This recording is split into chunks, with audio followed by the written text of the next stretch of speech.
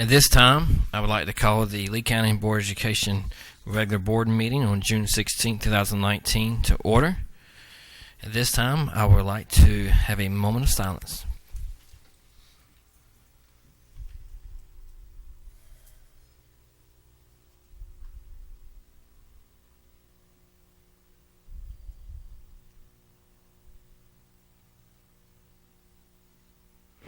Amen.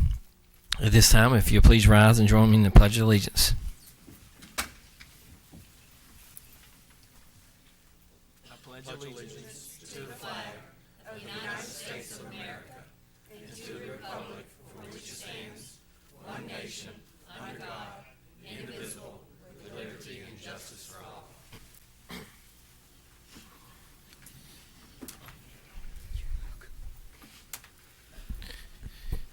At this time, we'll move into our public comment portion of our meeting. I'd like to remind everyone that when they come up for public comment, they have 3 minutes, that you'll please state your name and your address for the record. And again, 3 minutes, and the public comment shall not interfere with the board's duty to conduct orderly and efficient meetings. You shall not address the board you should not address the board using language that is obscene, vulgar, or contains fighting words, and you're not able to call out individuals as well. At this time, our first public comment is Mr. John Kirkman. Good afternoon. My name is John Kirkman. I live at 3307 English Circle here in Sanford. For the last 2 years, I've had the privilege of serving on the S3 Housing Connect Committee, and our focus is addressing homelessness. And we've made a lot of headway in the last 2 years addressing that issue. We've been able to lower the barriers for a lot of the homeless citizens of Lee County. At our meeting last week, I heard a very disturbing statistic. I heard that 356 students within the Lee County school system are homeless. And I know that I can't exchange and ask questions of you, but I raised the topic because I'm very concerned. I know that there's a different measurement to determine homeless students versus people that we're counting for purposes of the homelessness count required by HUD each January. But it is an issue of very much concern to me, and I hope to find out what the school board is doing to deal with that issue. Thank you. At this time, Mrs. Irene Smith.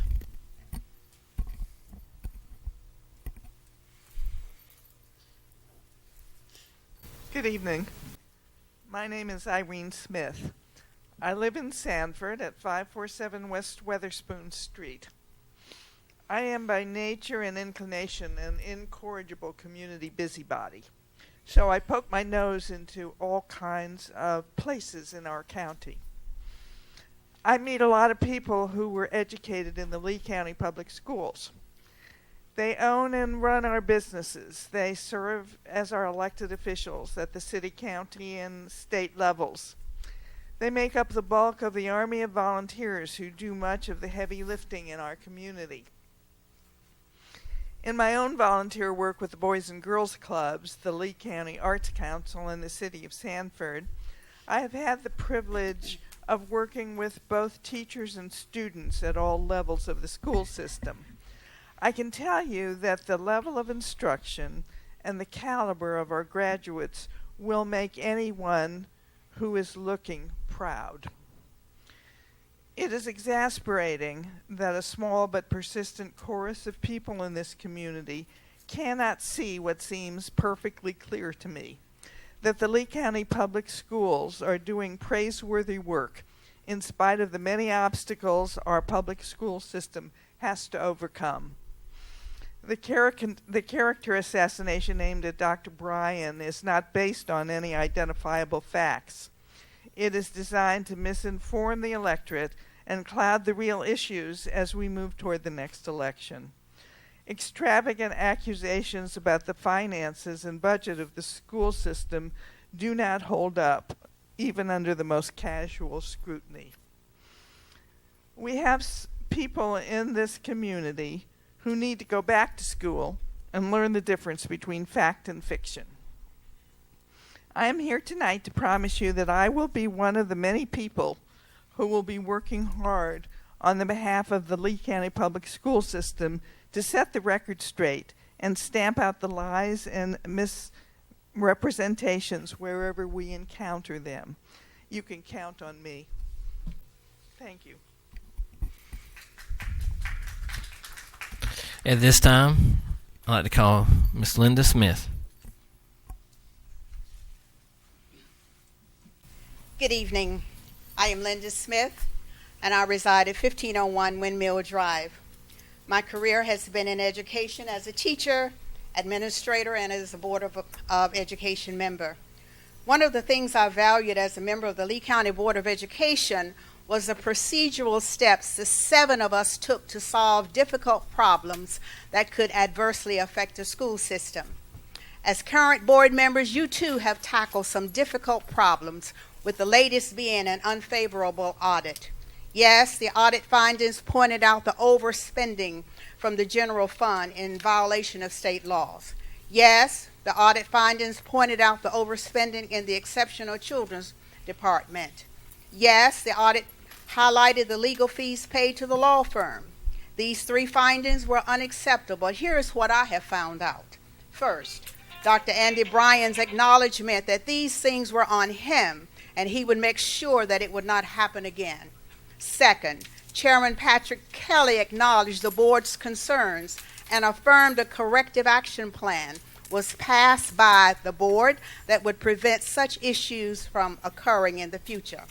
What are my concerns this evening? First, get the information out to the public that this superintendent did nothing that violated the terms of his contract. Second, this superintendent did nothing to violate state law. Third, the local government commission ruled that there were procedural errors, but no example of misspent funds. Fourth, the local government commission ruled that the Lee County Schools budget is intact and corrective actions implemented by this board are appropriate. And fifth, contrary to the information floating in the community, at no time did Lee County Schools engage in deficit spending. During my 8.5 years on the board, we, like you, had healthy diversity of ideas and opinions about difficult problems confronting us. These things became public information to the school community. However, we, like you, had to ensure the public that the mission of the Lee County Schools was never in jeopardy. The 2019-2020 school year will begin soon.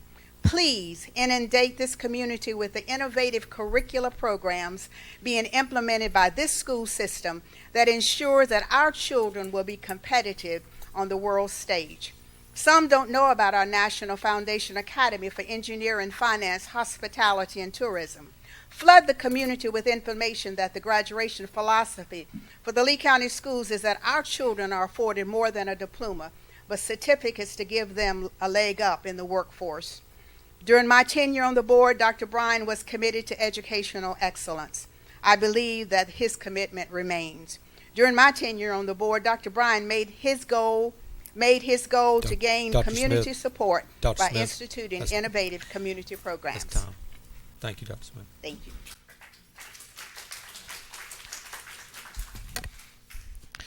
Next up, Miss Gladys McCauley.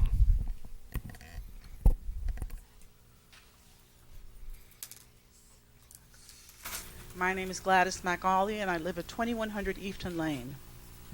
Much of what I was going to say today has been said, and eloquently said by Mrs. Smith. I wanted to thank the board, because I've spoken to the board, and I've worked with members of the board, and I realize that what you do for us in Lee County goes above and beyond. You give of your time, you give excess hours, you go to meetings, you care about what's happening in this community. Like Irene Smith said, we have a wonderful board that works well within our community.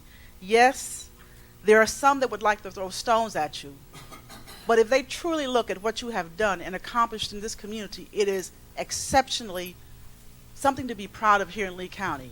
You think about our school systems, our children in high school, early college, all the things. You work in unison with our county, our school systems, our students, everything to promote and educate the children that we have here. Dr. Bryan, I have to applaud you.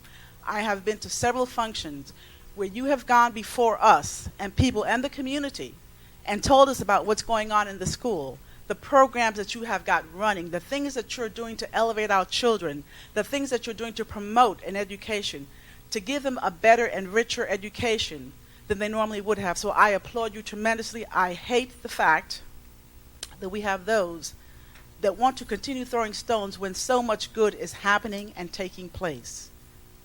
But the cream is going to rise, and as we've said, so many of us, this is an exceptional board. They've done so much for this county. This county is elevated not just here in North Carolina, but across the state with the work that's been done. Those that speak ill of you, I don't know what their motives are, but the fact remains that you've done an exceptional job, and I want to applaud you for all that you have done for this Lee County.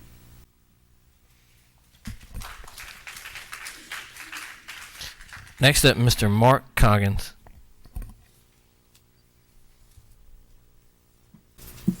Mark Coggins, 3909 Hunt Springs Drive, Sanford. I'm here to tell you about the quality education that Lee County has. I have two grandsons that graduated from Southern Lee. They are now engineers. They got a quality education over at Southern Lee as well as other students. I attend a lot of events at Southern Lee for the last 12 years. They awarded me the first Hall of Fame award. The students at Southern Lee are quality students. The principals that have been at Southern Lee are quality people, and I can see from our board here that we have quality people on our Board of Education. Thank you so much. Mr. Bob Finch. My name is Bob Finch. I reside at 1414 Carson Street here in Sanford, North Carolina. I come before the board to represent NAACP and to thank him for his service to this community and all the board members. I've had the opportunity recently in the past school year to visit many of our schools, go in any classrooms, and see that the current policies and procedures that Dr. Bryan has put in place are working. Students are happy in their learning. I think sometimes we get sidetracked with administrative functions, but he's doing a great job as a leader in our schools and should continue to do so. Thank you so much. Mr. Jim Womack.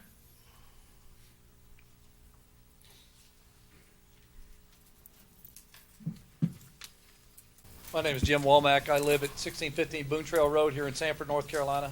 On June 19th, the accounting firm of Anderson Smith and Wyke PLLC completed its long-delayed audit findings in the Lee County school system.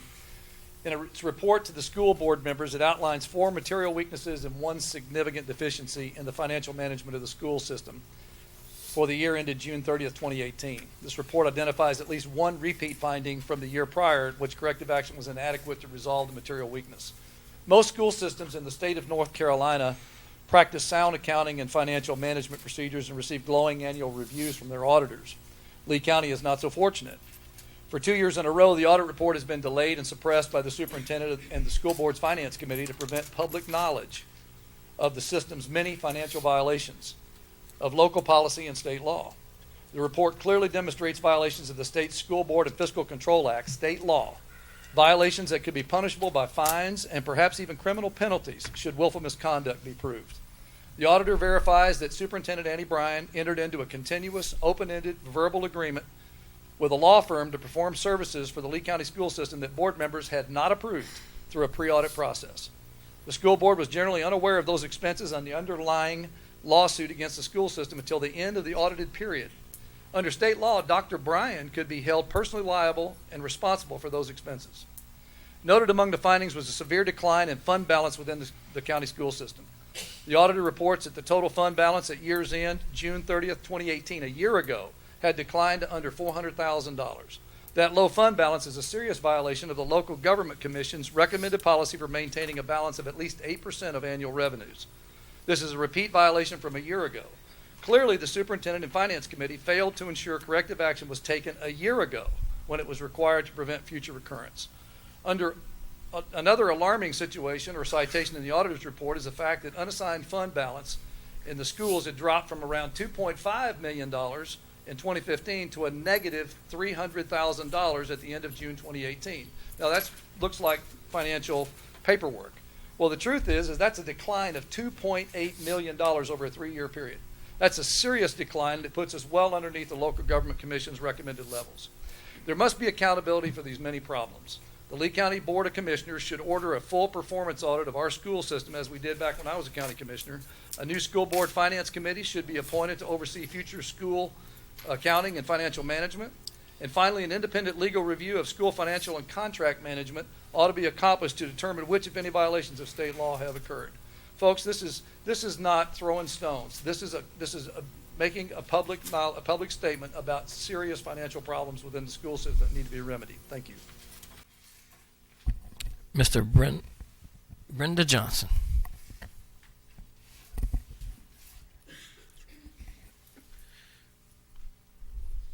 Good evening. My name is Brenda Johnson. I reside at 815 West McIntosh Street in Sanford, North Carolina. I've heard all the previous comments. I've heard the good, and I also heard the negative. But I stand just to say that I want to thank you all. I've been watching the progress of the W. Wicker School, and I am a proud alumni of the W. Wicker School.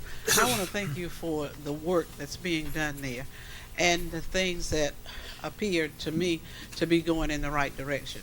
Now, I don't know all about the finances and all of the other stuff that I heard before me, but who report are you going to believe? So I think that if everybody coming up here making the comments, saying how a good job you've done, I'm going to believe the majority. Thank you.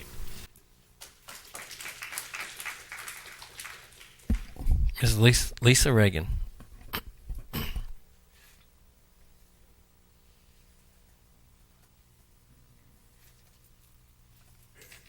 Lisa Reagan, 2624 Lanier Drive, Sanford. The financial audit at the school board was rushed through back in late June, raised several alarming matters that should have been dealt with by the school board. Your corrective action plans failed to provide satisfactory details about how you will fix these many financial malfeasances in the future. Simply stating that you will implement physical control measures is inadequate. Superintendent and finance officer have failed for 2 years to prudently manage school finances. The audit from 2 years ago cautioned the board and central office that the fund balances were low and that the controls weren't adequate to ensure fund balances were properly maintained in accordance with the standards in local government commission. We actually had a negative unassigned fund balance at the end of the fiscal year, June 2018. This leads the public to perceive we are overdrawn on our school bank account. I was shocked to learn that the school's fund balance had decreased by over $3 million over a 3-year period, putting us into a negative fund balance. Was that money borrowed to bail us out, or was the funds inappropriately transferred from restricted accounts? How do these financial transfers occur without board authority? Supposedly, why didn't the local newspaper report this to the public? But I would like to know, even the things that are reported to the public in the newspaper are not like when you implemented something about the finance director coming before the board as part of your procedures, and that had never happened. You never actually implemented that, so I don't see how you can report that to the paper. Let's see. And then members of the finance committee know about the problems, and how do they fail to inform others? Now, in accordance with this contract, this auditor has no responsibility to identify the impacts on school programs and curriculums from financial mismanagement. That assessment must be done by a performance audit, not a financial audit.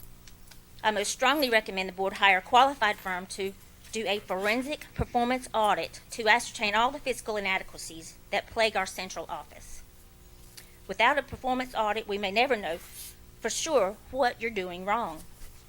More importantly, without that kind of audit, you have no way of knowing just how much your financial mismanagement is affecting school programs and curriculums. Taxpayers, parents, of school children and teachers have a right to know how badly this financial mismanagement is affecting the classroom and why the monies they so desperately need aren't available. They're going and marching in Raleigh, and they need to be marching at Hines Educational Building.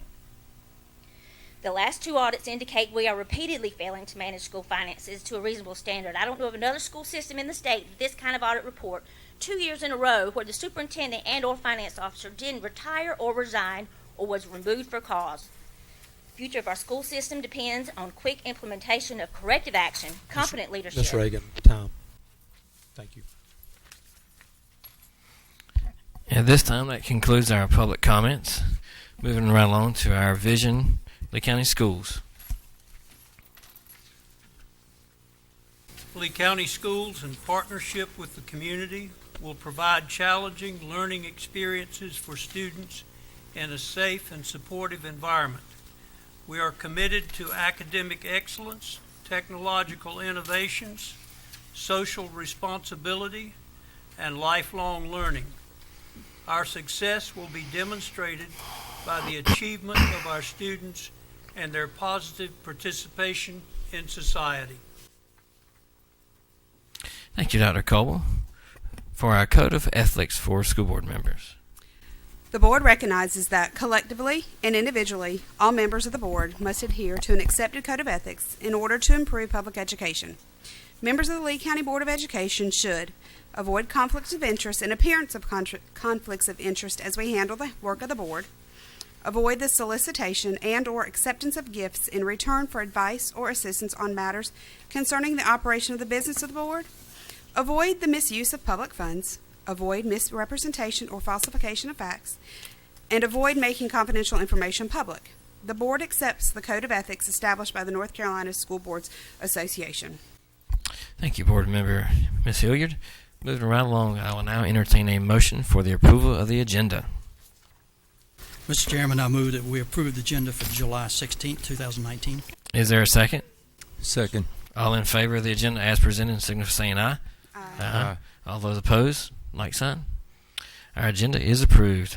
Moving along to our approval of our minutes. Is there a motion to approve the minutes of 6/11/2019, 6/18/2019, 6/28/2019, and 7/2/2019?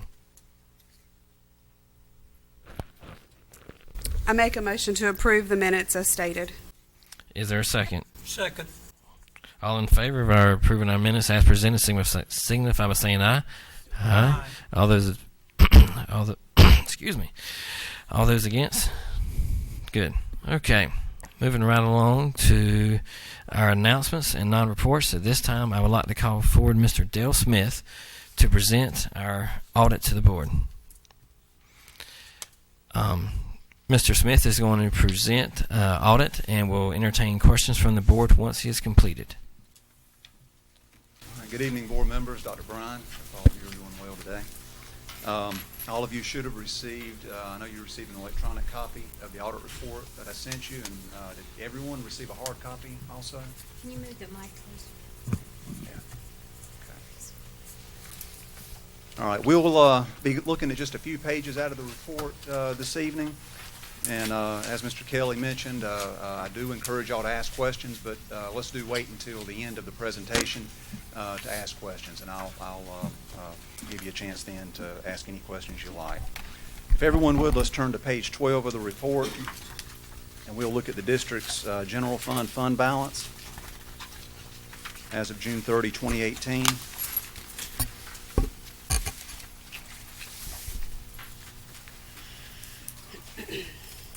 And this schedule reports the assets and liabilities and fund balances of the district's governmental funds.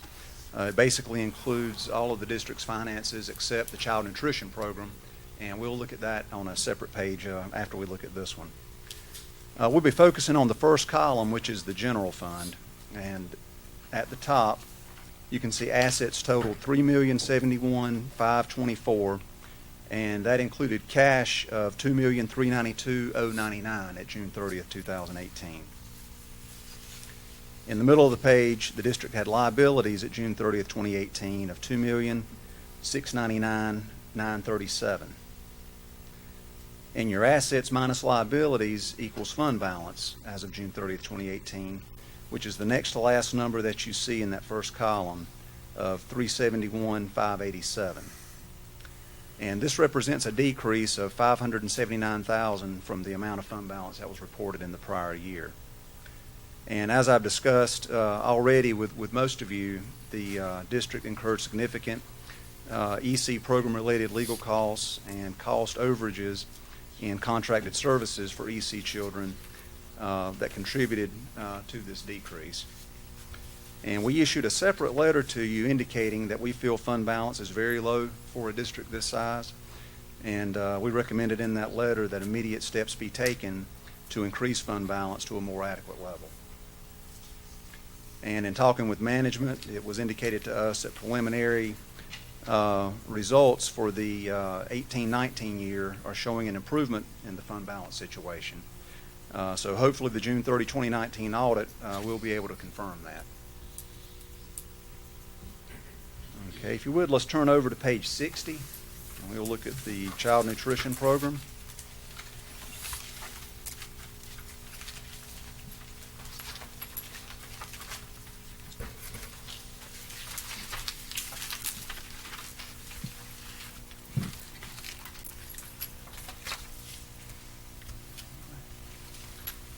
Okay, and we'll be focusing on, it's the last line that has 3 columns. It's got the double underlines on the first and third column. And that line is the net change in fund balance for the year. And the actual results for the year are in that middle column. And you can see that the program reported a loss for the year of $230,094. And that compares to a decrease in fund balance of around $25,000 in the prior year. Now, I'd like to also point out that the program paid $300,000 of indirect cost that went to the district's general fund, which is included in this $230,000 decrease. So if you factor in that the $300,000 was paid, the program actually had a profit of around $70,000. Cash balances in the program at June 30th amounted to $1,045,942. And the program is in pretty good financial condition at June 30th, 2018, but we do recommend that efforts be made to either increase revenues and or decrease expenditures so that the program can at least get to a break-even standpoint and be able to continue paying that indirect cost going forward.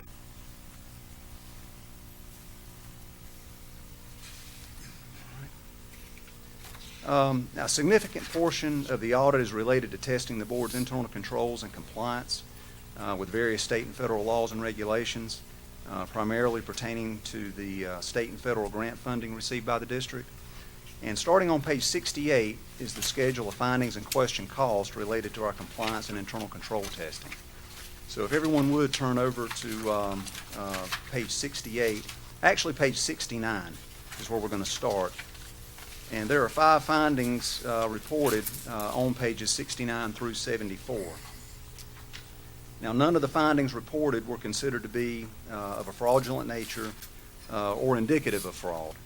And in addition, in our testing of expenditures and other activity for the year, we noted no evidence of any fraudulent activity.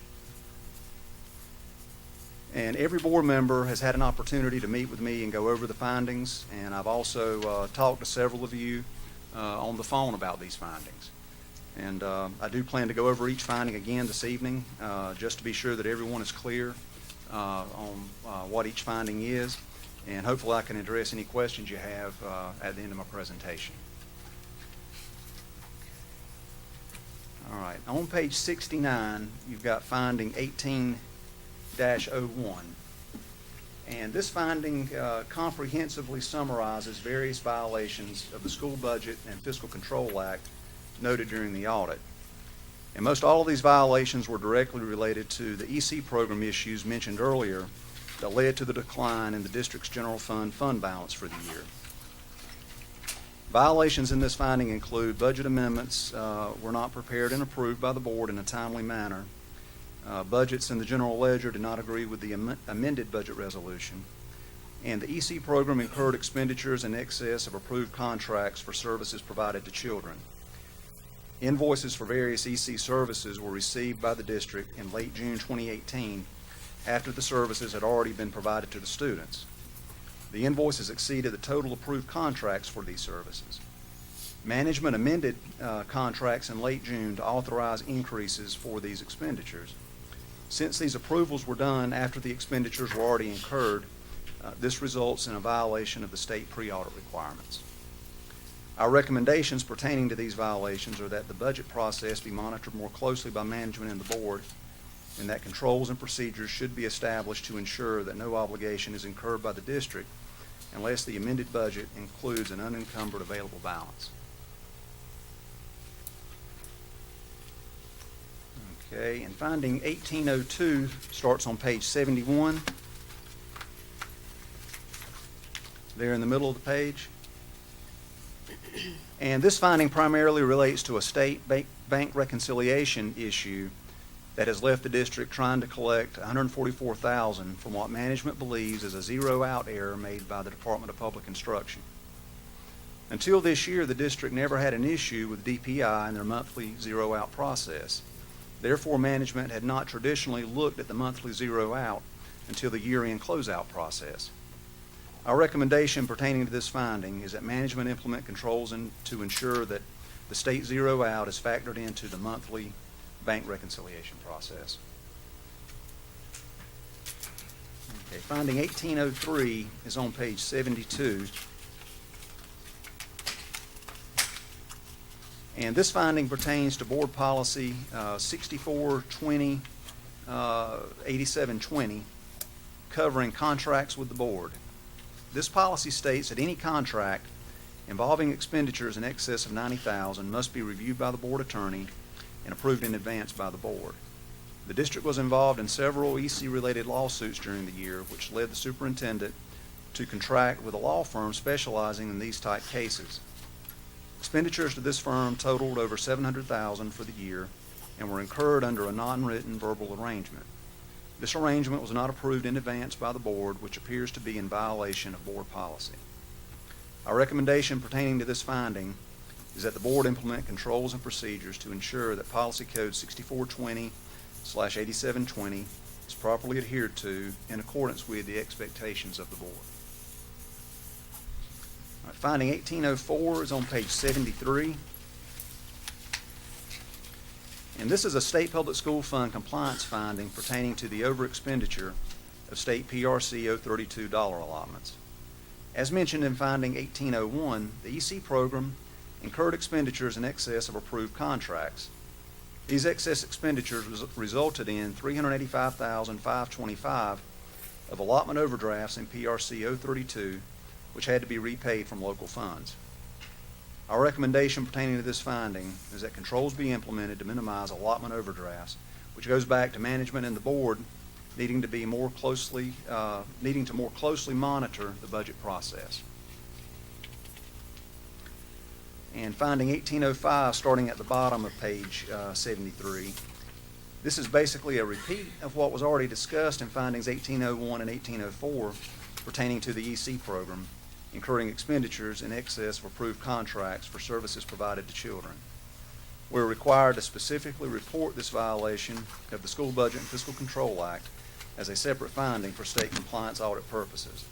And our corrective action recommendation is the same as what was mentioned for findings 1801 and 1804. And I know that some steps have already been taken by the Board to address these matters, and we look forward to following up on these matters as part of our June 30th, 2019 audit and hopefully seeing some significant improvements. At this time, if anyone has any questions. When you say overdrafts, you don't mean overdrafts of, say, in a bank account. You mean overdrafts of a line item on a budget. Because at no point at any time our bank accounts were overdrawn and we couldn't make payroll or we were in the hole or anything like that in the cash assets. Overdrafts is on a line item. In other words, we budgeted a certain amount of money for a program, but then that services ended up costing more. We had more students to serve, so then it was overdraft on the line, but not in the bank account. That's correct. Which means at no point in time was there any deficit spending? Not that I saw.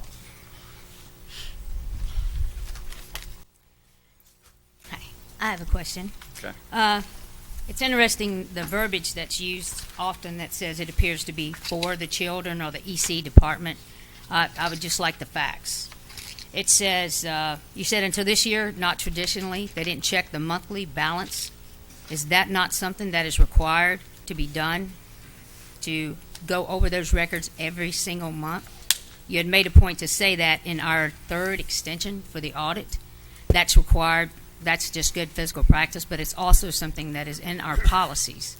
So as opposed to saying this is not something that's not traditionally done because we didn't have a problem before, is that not something that most financial officers do every single month at the end of the month, balance those logs? You for see, DPI? most of them are doing it now. Things have changed at DPI Yes, I past would agree. few years, and we've started noticing more issues with the zero-out process.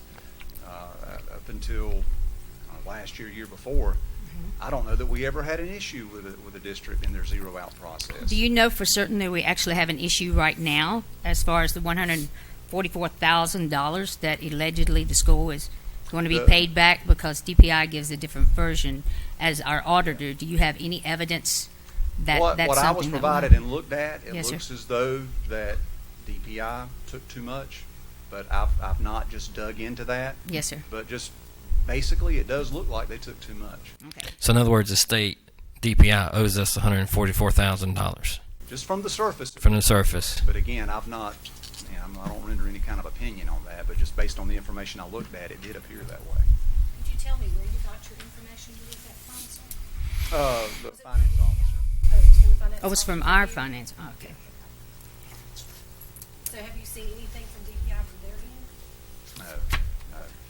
I actually have an email, and I forward part of that. For some reason, your information seems to be coming to a lot of our spam folders. But DPI does not share the same opinion, and I'm sure you're probably aware of that now. What you were talking about earlier, I just want some clarification on the auditor's role. And we've read over your contract, and we hope to renew that again today. The auditor's role is not to look for anything that is fraudulent. Am I correct? Your role is you take the information that only you get from the school system, the financial officer, and you do a preliminary audit per se. But you do not divvy into any fraud, waste, or abuse, or any mismanagement as far as internal controls. Because if I ask you now, honestly, would you be able to tell me what our exact internal controls supposedly we implemented last year for the repeat finding that we have, sir? We look at controls and procedures, and then we are required to test payroll transactions, general disbursement transactions, to determine if they were made in accordance with the controls and procedures that are supposed to be in place. In terms of whether or not we specifically look for fraud, in any of the transactions we look at, we're looking at them to, are they legitimate? Are they allowable? Are they what you would expect to see a school district spending money on? And we often tell school districts, don't spend money on things that you would be ashamed of. Yeah. And we did not note anything like that. The expenditures we saw were, they were for allowable items. They were just over the dollar amounts that had been approved in the budgets. Yes, sir. And the other part of 1803, you said there appears to be a violation of board policy. The more serious concern is the violation of the pre-audit process.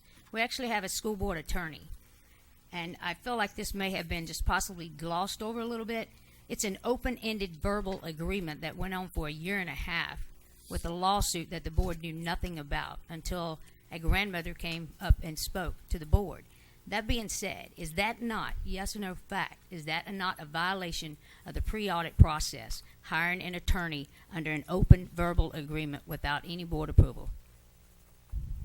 Is that a direct violation of not just our board policy, but the pre-audit process that is required in the Fiscal Control Act? We didn't necessarily look at those expenditures on a one-by-one basis for determining if they were in violation of the pre-audit requirements. The pre-audit requirement really gets into more of a transaction-by-transaction type item, and was there money in the budget to cover that amount?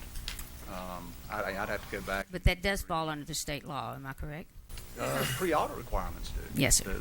What we're talking about here is the board's local policy. Okay, yeah, the board violation part, but that policy is based on our law. That's what that's the point I'm trying to make, is this is not just a board policy violation. This is a violation that this even occurred. We had no pre-audit process.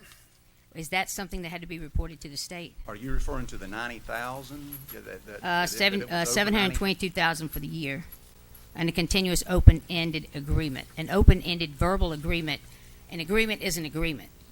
A pre-audit process. There's still a contract, whether it's verbal or non-verbal. Am I correct? So That's technically, kind of a we legal actually violated it again if there's another violation, because even a verbal contract is a contract. That's coming from the local school of government. So that would be twice there. Okay. And what do you think is our expectations for next year? Because hopefully today we hope to renew your contract or hire you again as our auditor. Do you foresee anything in the future other than the huge amount that we paid in the lawsuit, as far as anything that should be surprising in next year's audit, sir? No, I mean, I would hope that we don't see hope we see an increase in fund balance in the general fund. That would be my. But you just stated a while ago that, talking to management, you've seen improvement in our fund balance already. That's been indicated to us that there should be an increase for the year. And there's a difference, sir, between you being indicated versus you actually seeing it. That's where I'm trying to get out. Hope is not a method. Like a general once said, hope is not a method. Yeah, Do we have it something that's in control that says this will not happen again, that you can see, other than the preliminary one that we gave you as a corrective action that goes before the local school of government? That was my question. To say that it's there, and the audience needs to understand this, you're taxpayers. Just because you say, we think it's going to get better, that's not an answer. We have a responsibility on this board to every one of you in this room, even the ones that's smiling, laughing, making jokes. These are tax dollars. There's no way you can take $3 million and it not affect a child in that classroom or a program. That cannot be done. And that's why I'm very passionate about this. And I'm asking not just about the law, because we obviously don't even follow our own school board policies. And you made that very clear, sir, and you're an outside person looking in. If we don't follow our own policies, the control measures, as our auditor, we are going over your contract again today, but there's these control measures, I still believe that we need someone outside to come in and look at what we're doing and how we're doing it, because obviously our accountability and policy and procedures are not working. They're not effective, or they're not being followed. So, Mr. Smith, you would describe yourself as an outside person, because we've hired you as an auditor. You've come in and looked. And, again, while it may not be in stone, but you have seen and been told there could be improvement. And then LGC has looked over our corrective action plan and has signed off on it as well, and as well as DPI, correct? I'm not sure about DPI. DPI has not. If I need to, I will believe our finance officer spoke with DPI, and they say that we're good to go, and they've reviewed our audit. So I don't know if there's two different people say different things at DPI, but that's where I stand on that when it comes to that.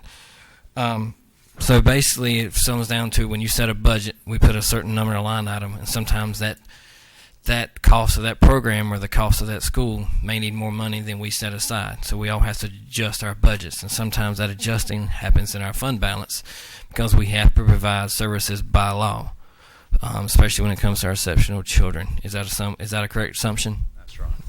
Okay. And our exceptional children numbers have grown immensely in our county. And it's a federal law that we actually provide those services. And again, I'll admit we made some mistakes when it comes to that. But by federal law, we have to perform their services.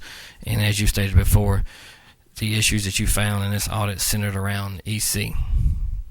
So, any other discussion? May I ask how long you've been an auditor? Long time, about 25 years. 25 years. I appreciate your service. I appreciate the application of your knowledge in this. I asked you two questions when I met with you. One was, would there have been a problem if that enormous lawsuit had not been filed? And you indicated that there would not have been much of a problem at all. You can correct me if you like. That would be right. The second question I asked you, was a law broken? And you said no. And I'm trusting with your experience, your background, that we've been served a righteous report. Thank you. Can I ask a question? Finding 1801, material weakness, you said violations of the School Budget and Fiscal Control Act, is that a law, sir? As far as find a violation of a law, I think I would leave that in the hands of the attorneys, as if it's a violation of a law. I just wondered if that is considered a state law, then, because I'm just reading right off what you wrote in the audit report, so I just want to have a clear understanding. When we violate the School Budget and Fiscal Control Act, is that violating a state law, or is that violating a policy, is that violating a guideline? I just want to know for my own purposes. As violating a general statute. The general statute, and I guess my understanding is the general statute's a law. So how do we not violate any law? I think the report speaks for itself in terms of if it's a law that you violated or not. And again, I'd leave that in the hands of the attorneys to determine, Yes, have sir. laws been violated. But your audit report says that we violated a law. Am I correct? If Yes, sir. State statute's a law. Thank you, sir.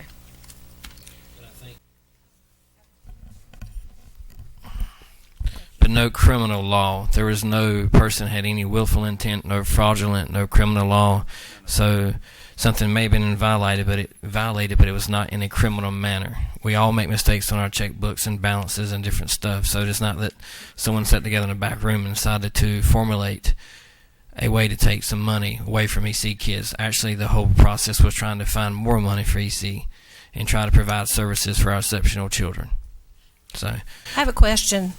We do have a lot of EC law we have to adhere to, and I understand that I was a principal and I dealt with EC students, and I know as a principal we did everything in our power to follow IEPs, to meet the needs and services of students. But even when you're having to follow federal guidelines, are you still expected to adhere to all the fiscal guidelines, laws while you're doing that? I mean, you said you've been an auditor for 25 years. We have 4 material findings and 1 significant deficiency. Is that something you run across often? Or, I mean, can you just tell us from your experience in 25 years? Every year we have, we have issues like this. Is it a lot of school systems, a few? I mean, I'm just wondering. I mean, I wouldn't say a lot. No, I definitely wouldn't say a lot. So you're saying that most school districts that have large... If you were to go back and look at the audit reports for this district, it's been some of the best audit reports ever. You had a bad year. 2 years. Probably because we have a repeat finding, so it'd be bad 2 years. But I guess what I'm saying is, I used to work in Cumberland County with a really big system with a big EC population, and I don't remember even meeting the needs of a big EC population coming from, a very needy, poor district, us ever having these kind of fiscal problems. And so I'm just trying to put a perspective on it. You know what I'm saying? I'm trying to just put a perspective on it. I think that with the right kind of management, I think we can do both. I think we can adhere to our fiscal guidelines. I think we can adhere to state law, the School Board and Fiscal Control Act, and still meet the needs of our EC population in compliance with with FAPE. Still, I think we can do that. I think we do that, and I think we do meet all those requirements, and I do think that we're improving, just as you've already stated that our fund balance is improving. Can you tell me what you've looked at that speaks to you and says that our fund balance is improving currently? Can you share with us what documents you viewed? No, I've not looked at any of that. I was a phone conversation with the finance officer. Okay, so you've not viewed anything since June 30th, 2018. Is that what you're saying? Right. Okay. My final question would be, I'd like to know, when can we expect to get the audit report for the fiscal year that just ended on June the 30th? I know your contract should have been done before. Do we expect any major delays again? And do we expect a report that's going to be showing any type of material weaknesses? I know that you cannot answer all of those questions, but we do know we got a huge amount from the lawsuit that's coming up. you know, and I know we're doing a great deal, and everyone talks about how great we're doing in the schools. If we did the right thing at the right time, we wouldn't have a lawsuit. We wouldn't have some of these issues that we have as well. But do you expect this audit, this next one that's coming up, that actually ended on June the 30th, just past June the 30th. When do you expect that one? I mean, we've got it on our schedule to come out and work on it. I mean, it'll be a matter of, is everything ready? So it's, we're coming out, I think, hopefully the end of this month to work on it. So, yes, sir. As far as when it's going to be ready, I can't say that right now. Is there any We'll get it way, done as fast as possible? I know it's probably not in your contract, but is there any possible way that we could get, as opposed to getting it at the very end of the year, like you could quarterly let us know, yes, the monthly statements are being turned in like they're supposed to be, or something that could offset so we know that it's not going to be 8-10 months late? Is that any possibility? Get an update on that? To do like quarterly audits? Yes. I mean, you could do that. Would that require changing your contract, sir? Yeah, definitely. I mean, Okay. If you're going to do a quarterly audit, that would. Because you've extended 8 months of your time without pay. They don't know this as far as his contract. He did not charge us being delayed 8 months and not getting things. So well, again, y'all have had a lot of good years. This one was not so good. I've been with y'all through the good ones. We have a bad one. I didn't see any reason to do that. Any other discussion? Thank you, Mr. Smith. Moving on to my chairman's report. First, I would like to thank Mr. Dale Smith and his team for their work on the 17-18 audit. I also like to thank the staff for all their hard work and their dedication to Lee County Schools. An audit is an important process that happens every year. For countless years, as it has been stated by Mr. Smith, our school system has won awards in the area of finance and has no findings in their audits. I'm very proud to say that my very own mother was a part of that winning team for over 40 years and trained some of our own staff that we still have today. But I also know that no school system, no one, or anything is 100% perfect. We've all made mistakes, but what is important, we learn from those mistakes and improve, which is what we as a school system have to focus on. Did we make mistakes in our record keeping and how our funding is processed? Did we not budget enough for RSC? Yes, but no money was ever missing, lost, or spent unaccordingly not on students. No one did anything criminally wrong. Those mistakes were made by providing services for our exceptional children, services they were obligated to make by federal law. Services that we provide help our exceptional children learn and provide them with support they need to live and be active. This support is not going to raise your taxes in any way. The county commissioners actually just lowered your taxes. Not any point was this school system ever drawn in any account, as it was just stated by Mr. Smith. That never came close whatsoever. Our payroll has always been on time and will be on time.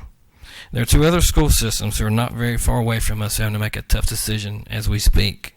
One had to cut over 50 employees and go to their county commissioners in June and ask for $1.5 million to just pay the month of June out.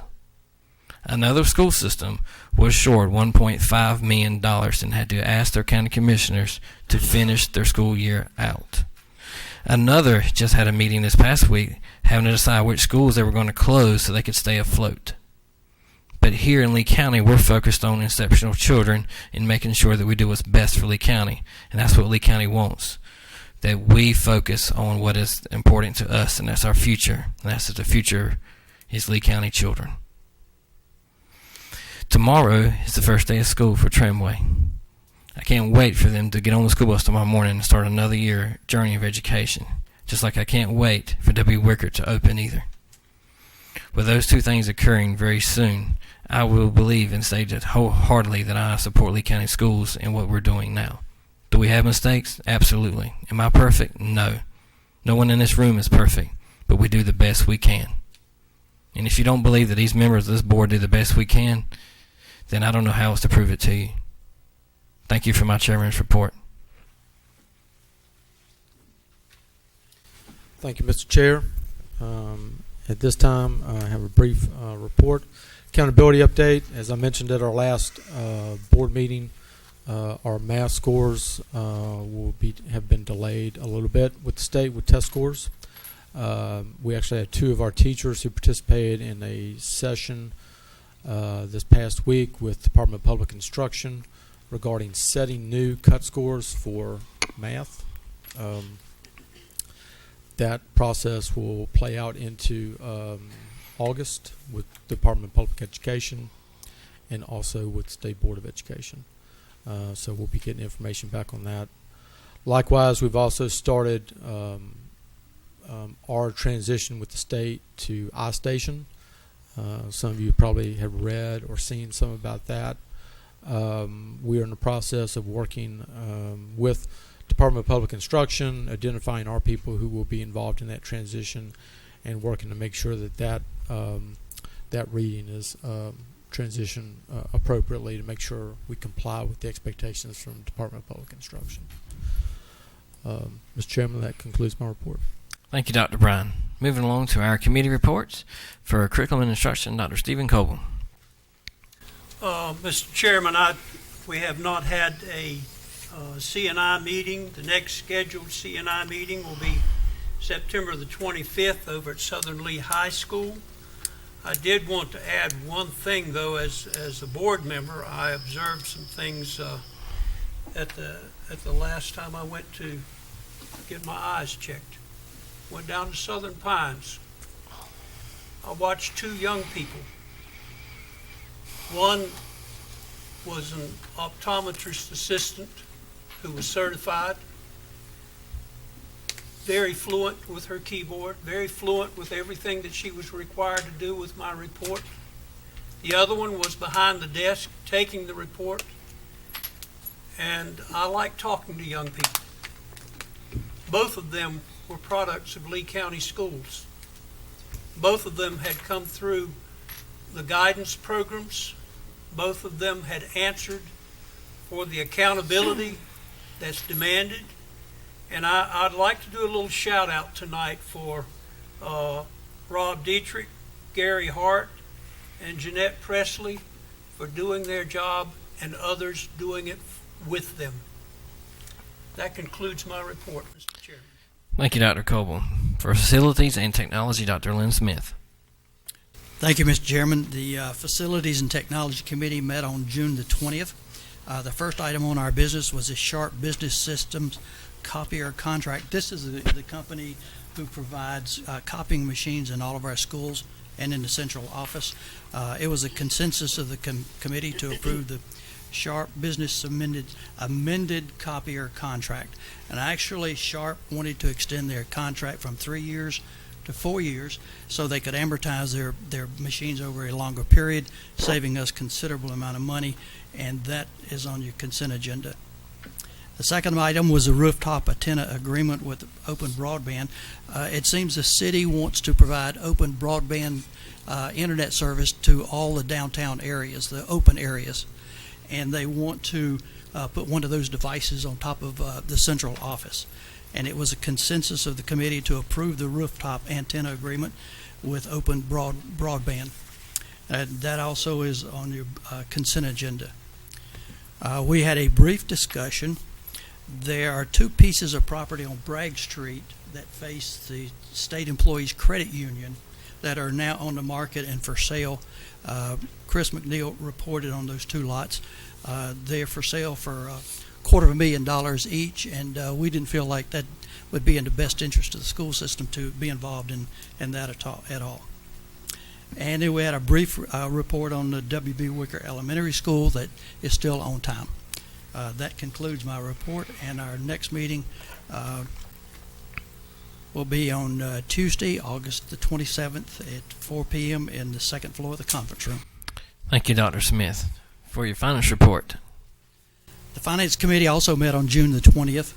The first item on our agenda was an audit contract for 2019-2020. And Kelly Jones proposed that Anderson, Smith, and White PLLC provide auditing service for 2019-2020. Kelly stated this is the 3rd year into the contract, and new bids will be sent out starting in the 2021 school year. The contract is for $31,250 plus reimbursement for reasonable and out-of-pocket cost, with an additional $3,000 for writing financial statements. The second item on our agenda was budget resolution amendments. Budget resolutions and/or amendments were presented at our special call board meeting. Resolutions give Mrs. Jones, our finance director, the authority to clean up our records in preparation for our budget ending season. And the final item is the 2019-2020 continuing budget resolutions. This, of course, is necessary because the legislature has not approved a budget, and this resolution would authorize appropriations for usual and customary expenditures not to exceed 85% of the 2018-2019 school year appropriations. This resolution shall become effective July the 1st, 2019, and remain into effect until formal adoption of a statewide budget. And that concludes my report, and our next Finance Committee meeting is on August the 27th at 5 o'clock in the Heinz Building. Thank you. Policy, Board Member Womack. The policy committee meeting we did not have a policy meeting in July. Our next scheduled meeting is the 22nd of August, and today will be, under new business, we'll be approving a second reading. I'd like to invite any members of the community that would like to come to some of our policy meetings to sit down and actually read them. It's interesting that a lot of things that the auditor brought up today is actually covered in our policy if we followed our policy. The first thing. Moving right on to our action items for the approval of the consent agenda. Do I have a motion to approve the consent agenda? Mr. Chairman, I make motion to approve this consent agenda as presented. Is there a second? Second. All in favor of the consent agenda as presented, someone saying aye? Aye. All they oppose? Thank you. Moving along to unfinished business, board policy second reading. Ms. Womack. I move that the Lee County Board of Education approve the second reading of policy 3101 dual enrollment. This comes from a committee, so needs no second. All in favor of the second reading of the board policy, signal by saying aye. Aye. All opposed, like sign. Board policy is approved. Moving along to our new business, item 1, Dr. Bryan. What you have before you is the renewal of the workman's compensation policy for the district. And I believe you have that in the amount in front of you of $128,031. It is through Surrey Insurance Workers' Compensation. And I'll just also note for you that this is the third year of the contract, so for next year we'll be looking to bid that out. Any discussion? If not, I entertain a motion for approval. I make a motion to approve. Is there a second? Second. All in favor of approving the 2019-2020 Workers' Compensation Policy Renewal, signify by saying aye. Aye. Opposed, like sign. Motion passes. Number 2, Dr. Bryan. Second item, Mr. Chair, is the using our financial software system. The state is currently in the process of transitioning statewide over the next several years to a new system that everybody will be on.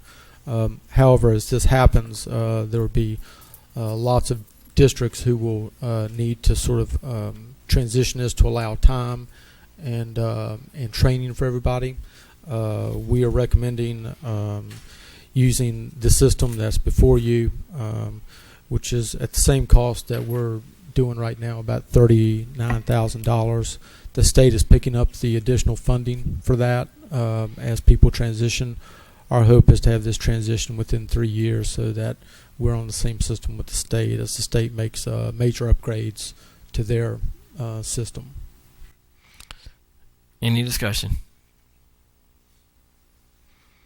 Always grateful for the state and what they provide with us. I entertain a motion for approval. Make a motion, Mr. Chairman, for approval. Is there a second? Second. All in favor of approving the financial software contract, signify by saying aye. Aye. Opposed, like sign. Thank you. And number 3, our 2019-2020 public consulting group fees. Dr. Brown. Yes, sir, Mr. Chair. This is a group that we contract with to help collect Medicaid for us. Their fee is $60,793.50, and they are able to collect for us. Last year, collected in fiscal year about approximately $380,000 for us to be used. Any discussion or questions? Seeing none, I will entertain a motion for approval. I move the Board of Education approves 2019 Public Consulting Group invoice. Is there a second? Second. All in favor of approving the 2019-2020 public consulting group and company fees contract, signify by saying aye. Aye. Opposed, like sign. Motion passes. At this time, that concludes our new business. Is there a motion for closed session? Mr. Chairman, I move that the Lee County Board of Education go into closed session for the purpose of discussing information that is privileged, confidential, or not a public record under North Carolina General Statute Section 143, 318, 11A1. Is there a second? Second. All in favor of attending closed session, signify by saying aye. Aye. We now stand at closed session. Thank you for everyone coming.